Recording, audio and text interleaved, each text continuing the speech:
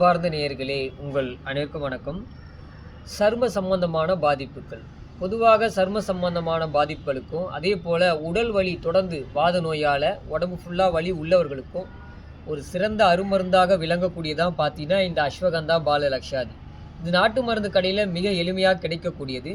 இந்த எண்ணெயை வாரத்தில் 2 நாட்கள் உச்சந்தலையிலிருந்து பாதம் வரை தேய்த்து வெந்நீரில் குளிக்கும் பொழுது இந்த உடலில் வரக்கூடிய சர்ம பாதிப்பும் அதே போல் உடல் வலிகளும் வாதத்தால் வந்த நோய்கள் வரும்பொழுது உடல் முழுக்க வலி ஏற்படும், கை கால் தூக்க முடியாத பாதிப்பு ஏற்படும். அந்த மாதிரி பாதிப்பு உள்ளவர்களும் அதே போல் கை கால் மறுத்து போகுதல் என்று சொல்லுவாங்க, அவங்களும் இந்த அஸ்வகந்தா பால லக்ஷாதியை உச்சந்தலையிலேருந்து பாதம் வரை தேய்த்து வெந்நீரில் குளிக்கும் பொழுதும் இது போல் வாத நோய்கள் அகல ஆரம்பிக்கும்.